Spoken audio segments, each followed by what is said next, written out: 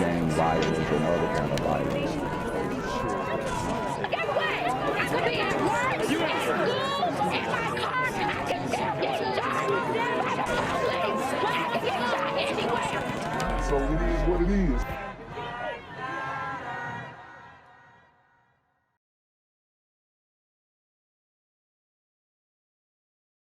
Laurel, I can tell you a bullet did hit the Portland Spirit. It might have been a stray bullet, but very scary nonetheless. Police are also investigating those 2 homicides you mentioned, and I can tell you that brings the total number of homicides in Portland this year to 42. This was the scene at Raymond Park Tuesday morning. Scattered throughout the southeast Portland Park was evidence of a party people had abandoned when gunfire erupted late Monday night. There was a couple of families up here celebrating whatever they were celebrating. Patty Hall lives down the street. She rushed to the park when she saw the police lights, and she could not help but notice all of the kids. They were crying.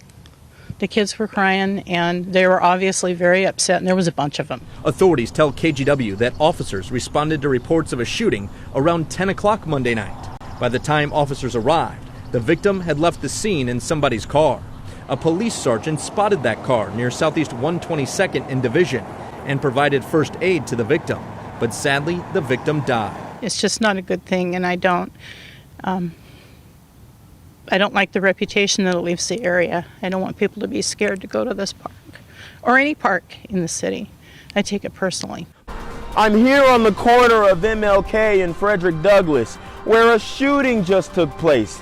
And as you can see, it's a pretty rough area. So I'm basically risking my life reporting on this madness. So make sure you do me a favor and hit the subscribe button. Like the video, hell, share the video. And make sure you go ahead and leave a comment down in the comments section to continue the discussion on how we can find solutions to all this son violence in the streets. I'm Jenquavius Jackson, here live, reporting from Atlanta, Georgia, BGZM News 17. Monday turned out to be a violent day in Portland. Officers also investigated a shooting involving the Portland Spirit.